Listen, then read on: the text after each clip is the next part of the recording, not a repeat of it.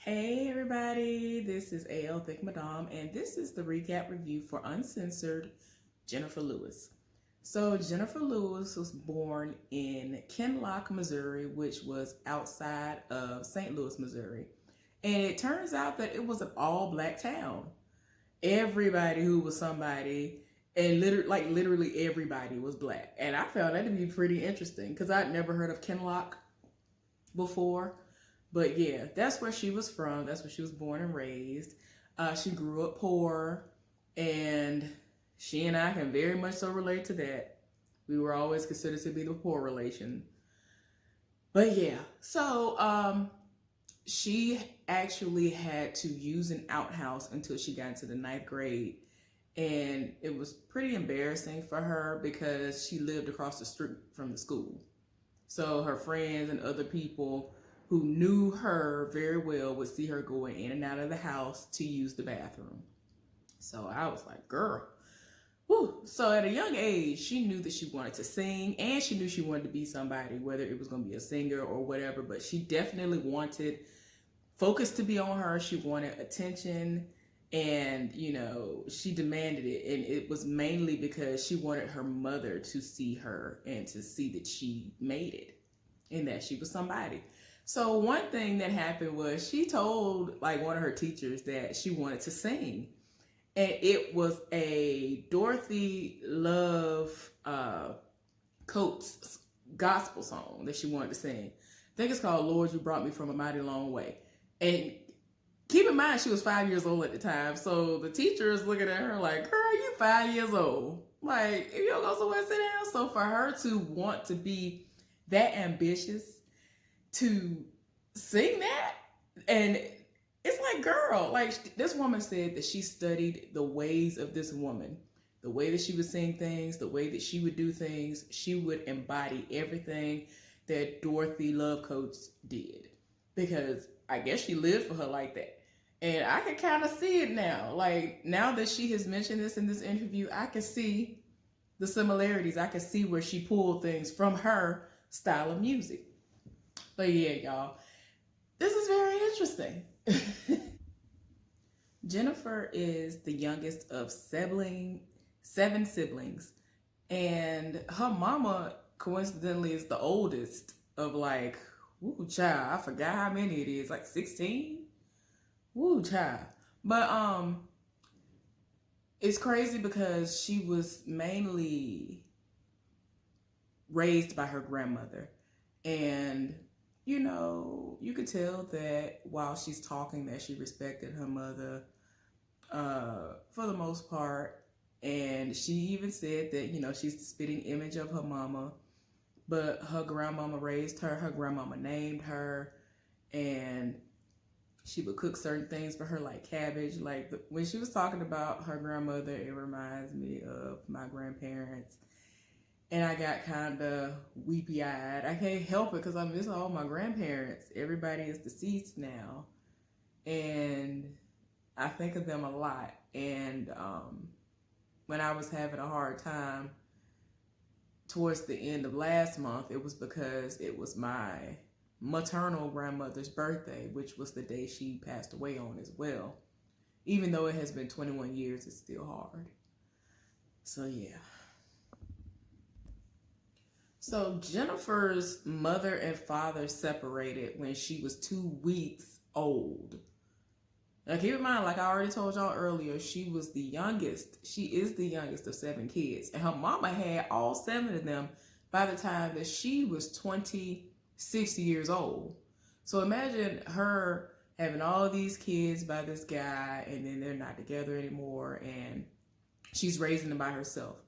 Jennifer said that they lived in this home that was a 2-bedroom home for 3 years, and it was basically 4 people to a room. Like, that's a lot. I remember my grandparents talking about how a lot of them had to, be in a lot of a room together, or 2 rooms together, and all of that, because like my father is one of 9, I think, and my mama is one of 9 or 10 or 11 or 12, like that as well. So yeah, y'all know how it went back in the day. Most people were having a whole lot of kids. So it was interesting that she said the same thing that my grandmama did, was the same thing that her uh, mama did, which was she cleaned toilets for a white woman. My mama's mama did that, and you know, she was everything to this one woman's whole family. Like, they loved my grandma. Everybody loved my grandmama. And even when she passed away, when I tell you there were all sorts of people at her funeral, because my grandmother's church is so small, there were probably more people outside than there were on the inside. I mean, it had expanded over the years, but it was, y'all just don't understand. People were distraught when my grandmother passed away. My grandmother was like 77 years old when she passed away. So for her to leave such a mark in the lives of people, whether they were black or white, that speaks volumes about her character. And, you know, Jennifer said that all of her siblings and herself, they all have their degrees, all the way up to masters. Everybody has PhDs. She has an honorary PhD. And I'm like, girl, I'd be happy if I got that too, because I ain't have to do all that work to get it. I ain't even gonna lie. I had started on trying to obtain my master's, but there were some things that happened along the way and I never finished. And I'm not sure if I'll go back. I don't know. But it is what it is. So Jennifer, she is just, y'all, everything that she's saying, I can resonate with, because I've heard these exact same things coming from my parents, because they experienced this. Like, for the fact that because she was the youngest and because the bills were so high, they had a tin tub that they all had to, you know, of course, take a bath in. And everybody else had warm, clean, hot, clean water to bathe in. And because her mama didn't feel like warming up on the water and the bills were high, she would have to bathe in the not clean water that her siblings had all already bathed in. And it's like, dang. And of course, the blessing in all of this, in Jennifer's eyes, when looking back on this, is the fact that her mama worked for the people that she worked for, but she was able to be clothed because of that. Her and her siblings, they had hand-me-downs. I had hand-me-downs as well. And I was very thankful. And for me, when I would receive hand-me-downs, it felt like brand new clothes, because it was something that I never had.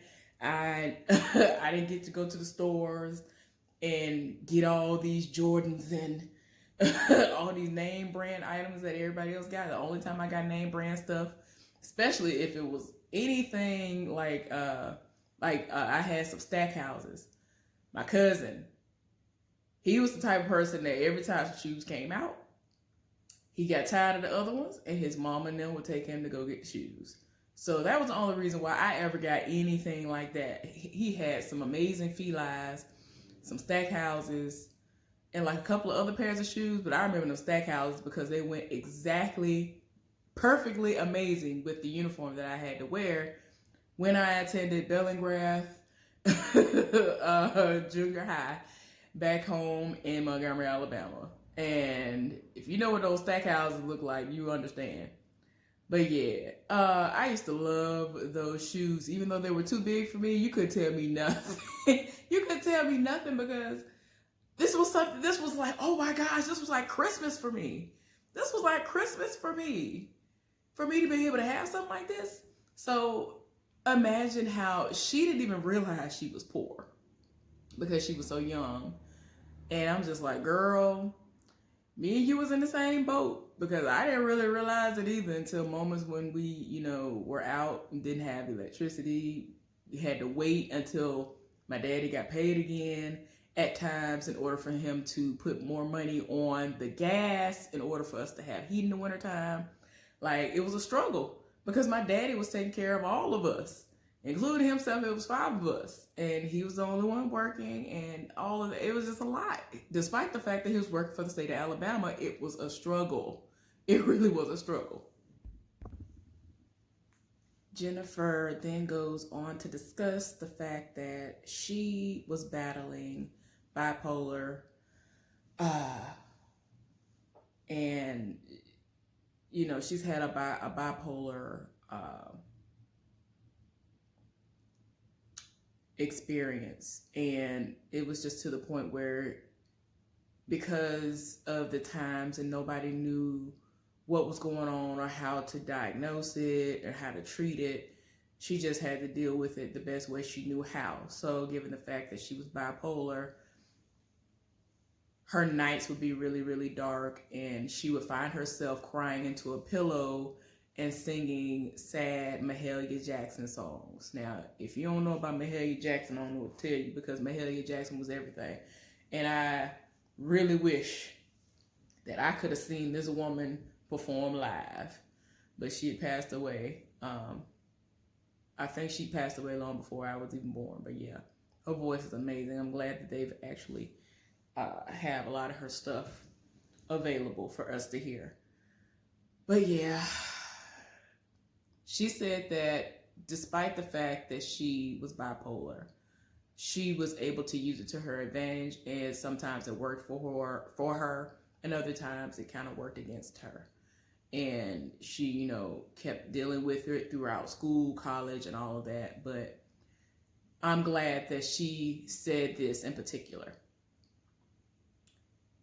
There are things out there now that you can do where they have treatment, they have medication, and they have therapy.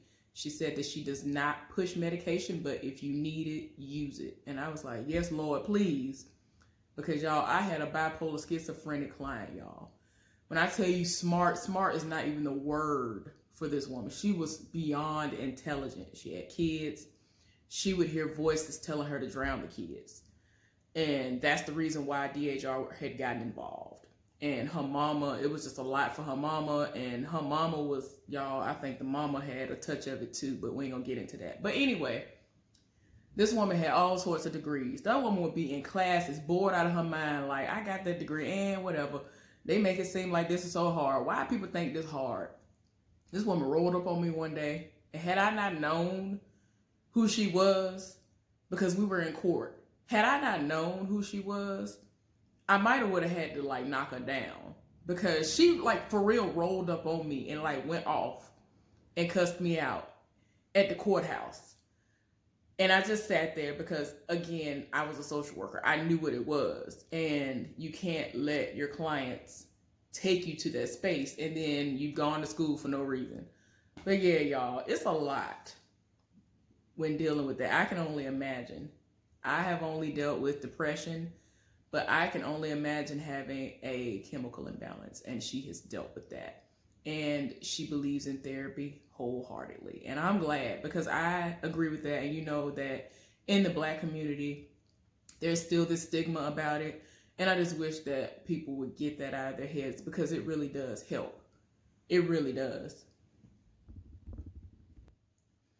Jennifer went on again to talk about her singing career and when she was actually on Broadway and the different shows she performed in. She was in Hairspray. She actually did a workshop, and the workshop was supposed to be something that actually ended up leading to Dreamgirls. Now, she wasn't upset that they gave the role to Billie Holiday, but what happened was she didn't know that that show was going to be as amazing as it was. She didn't know that Dreamgirls was going to be what it is. And it's to the point where that still is something that people live for to this day. She said that she'd gone out on the road, and she wasn't upset anyway, because she had a gig and she was on the road working. And when she got back to New York, because even though she's from where she's from, she ended up moving to New York, and she had all these dreams of singing, that she wasn't upset by the fact that Jennifer Holiday ended up with that role. She is friends with her, Loretta Devine, and Cheryl Lee Ralph. And, she was kind of upset a little bit because Jennifer Holiday got that role just a little bit because she didn't know it was going to be big like that. So I'm like, girl, I can understand. I get that. I understand. But she was just like, the fact that all of them are stars. They sat down when they were younger and they were like, we are going to be stars, and then they are stars. And I was just like, okay then. But then she went on to a kind of dark and deep topic, which is that a lot of people who she performed with on Broadway started passing away, and it was from AIDS. And she said that when you see death so much, and as much as she'd seen, where she had like 50 plus friends who passed away that she'd worked with who had AIDS. The AIDS crisis really brought her to her knees and made her become humble. If she hadn't been humble before, this is something that definitely humbled her. And she said that when you see death like that, it will humble you. You really have no choice but to become humble. Jennifer said that sex addiction began in New York, and it was just a time where people wanted to be free and they were just out here doing what they wanted to do, kind of with no regard for life like that. But you did need to protect yourself. You really did need to be careful. But she was not afraid to just let us know that she was out here like that. She said she would work and be on the stage 8 days a week, getting all these standing ovations, and it would put this fire in her, and it would give her so much energy and so much drive, and it had to go somewhere. So she was busting it wide open and telling them to bring it back. I mean, it just is what it is. And she says she had a lot of one-night stands, and in actuality, she's only had 4 serious relationships, and she was engaged 4 times, and none of them ever panned out to anything, and that she married her career. And I mean, that's what a lot of people tend to do. And being on the outside looking in, I've always wondered, why can't people somehow find the balance so that they can have both? But some people feel like there's no way to do that. So it's like, well, I can respect it. I get it, because I would want it all. But you would really have to know how to balance that. And I understand that would really be a balancing act. Okay, y'all, I'm taking a breath because we've come down to the part of the interview that they actually put out there as somewhat of a preview into this interview, this episode of Uncensored. So here we go. Okay. So to make a long story short, her pastor molested her and she was underage. She said in that moment he took away God because he was supposed to be a man of God, took away her mother because after it happened, she told her mama, and her mama basically dismissed it and they never spoke of it again. And he took away her career because before he pulled over and kissed her and was touching her inappropriately, she asked him, do you think I could be a star someday? And that's when he pulled over and kissed her and did all this other stuff, y'all. So later on in life, she'd actually had been going to therapy, and she called him. This is after she had already become a star and, has been, seen on television screens and all of this at this point. And he answered the phone all ecstatic. He was like, Jennifer, we are so proud of you. And she cussed him out. Was like, that ain't what this phone call is about. This is not that type of phone call. MFer. And I was like, but yeah, she confronted him and was like, are you still molesting young women? Is that what you're doing? And she said that, he apologized, and she was like, that's not enough. That's not enough. It'll never be enough. And I concur. It never will be enough, because when people rape you and when people molest you, it takes something from you. I know my innocence was taken away at a young age. when I was molested by an uncle and when I was raped by someone who is well known and liked in my family. So it's really hard, and it makes you question things that you might have been pretty sure about in your life. But yeah, in a way, it's like I I am the person who I am today because of what happened to me, and that is why when I had cases as a social worker where a lot of my clients had been in similar situations, I could wholeheartedly understand because I was there. I've been in those situations.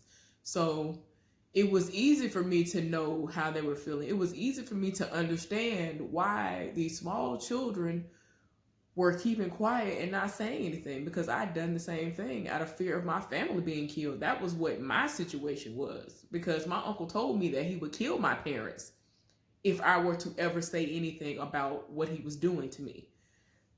So I'm just glad that she didn't end up killing herself, because in a lot of cases we've been through things like this and it really does begin to eat you up on the inside. And I'm glad that she mentioned how if you can, you need to confront the person who's done this to you and have witnesses, if you can. Now, in her case, she couldn't, of course, do it when she was a child because nobody was trying to listen to her. Nobody believed her, I guess you could say, or, they didn't want to believe it. Let me put it like that.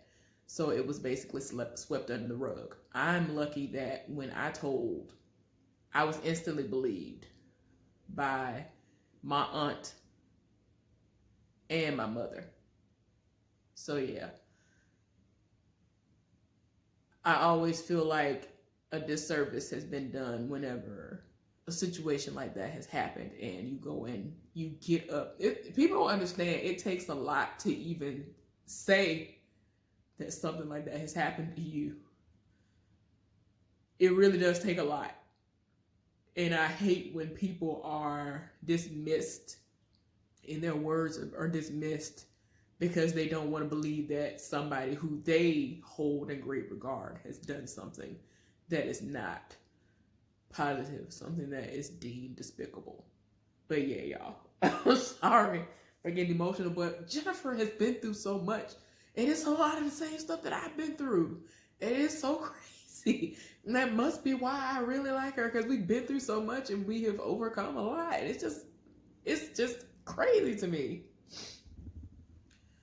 Jennifer went on to tell us that there was an instance that happened where she was at home and her doorman called her and let her know that she had a package.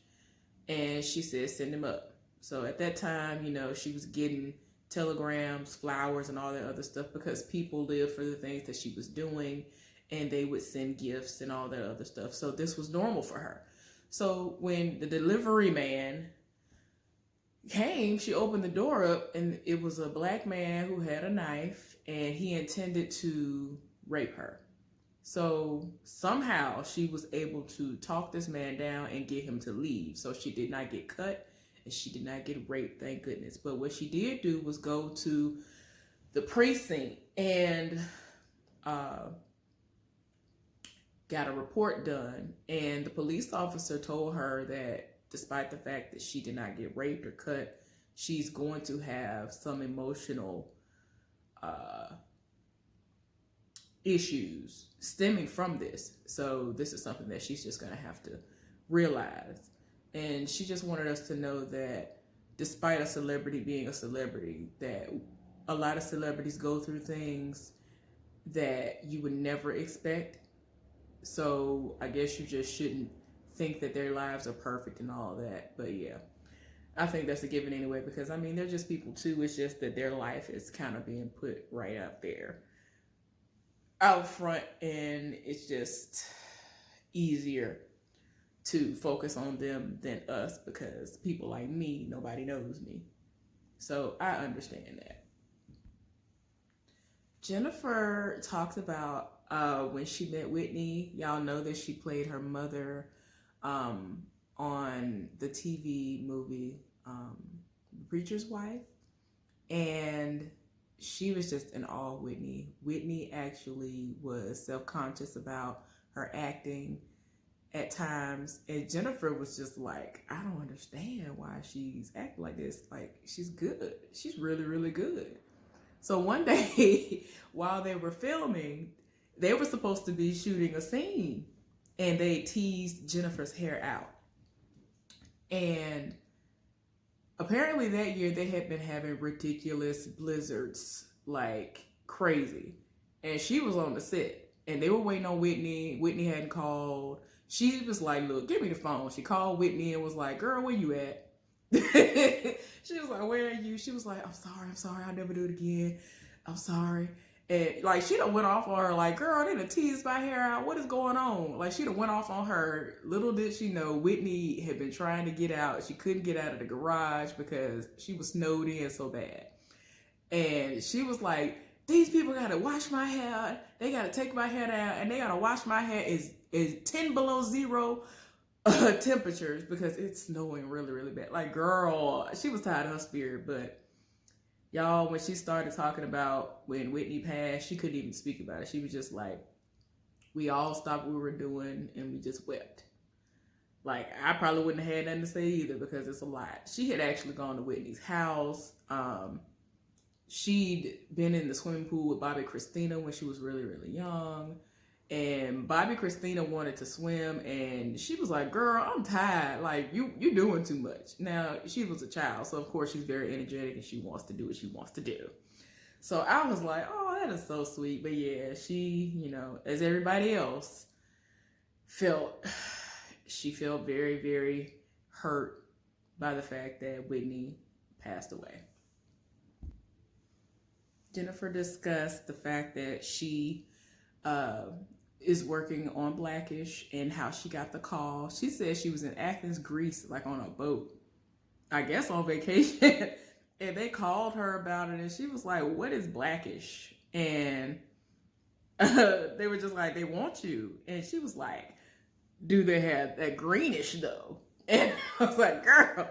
But she said that, you know, it has been an amazing role, but at the same time, that first day that she was set to be on there, she was just like, will they remember me? Because she hadn't done TV in a long time. She'd done movies and all that stuff, but she had not been on TV or anything like that in a while. And I was like, girl, what you mean? Girl. But yeah. But she said that she loves that show, and she says that she'll get her script, and the writers are what really make that show, because she will get her script and just bust out laughing. And that is amazing to her. Y'all, I mean, I'm not here for old boy Kenya, what's his name, Barris Ferris or whatever his name is, because that Black AF TV show, he could have kept that to himself, because it's not Black AF. I barely got through the first episode. It wasn't for me. If y'all like it, do what y'all do, but I can't do it. It ain't for me. But like I already told y'all earlier, I barely saw Blackish. The episodes that I saw were good, you know, so, you know, he's getting his success. That's good for him. I ain't mad at him. I'm just not here for Black AF. Anyway, but yeah, she loves the role. And I'm like, okay, girl, you do that. Jennifer had a boyfriend when she had been working on Blackish, and, you know, during the time that she was writing the commencement speech and she was getting that honorary doctorate, and he was a con artist, and she didn't know until it was too late. And the reason why she didn't pick up on it was because she was so distracted by everything that was going on around her and the things she was doing. She just wasn't paying attention. But yeah, he stole $50,000 from her. So I was just like, girl, whoo, child. Jennifer went over the fact that she has been the mother to everybody in Hollywood. That's why she named her book, I think, the Mother of Hollywood or something like that, y'all, because she really has played everybody's mama in these movies and TV shows that she's been a part of. Her therapist persuaded her to become a part of Big Brothers Big Sisters program, and that's when she met a young girl whose mother had started fighting multiple muscular, y'all, I can't even say it, muscular sclerosis, MS. I don't even know how to say it right now. But anyway, and it was so bad, it was debilitating to the point where she couldn't take care of her child anymore. And so she basically stepped in until the girl turned 18 years old. And that was like her greatest accomplishment. She says, as far as the future is concerned, she wants us to get out there and vote and make a difference and to definitely hit the polls, because there are a lot of people out there who are trash. Tell me why they played a clip of Trump. I was like, oh my God. But anyway, but yeah, she wants us to get out there and vote. She wants us to march, lay down in the streets, do everything that we need to do in order to make for a better future. And she was like, you know, you might ask, why am I even concerned about the future? Because I already have everything. And she was like, why not? Why can't you have, I've lived nice. Why can't you have a nice life too? And I'm like, girl, you better say that. That's what I'm talking about. So yeah, y'all, my time is up. I got to get my life together. I have been trying to have an amazing day, an amazing week, and I have some things in the works. I am hopeful that things pan out, which I think they will. I think 2 big blessings are coming before the end of this month, and I can't stop smiling because I really hope that they come through. Oh my gosh, I really hope they happen for me, y'all. When I tell y'all, I might not even be able to speak if the second one comes to fruition. But I really think it's going to happen, and I'm excited for it. Anyway, y'all have a good day, and I will see y'all later on.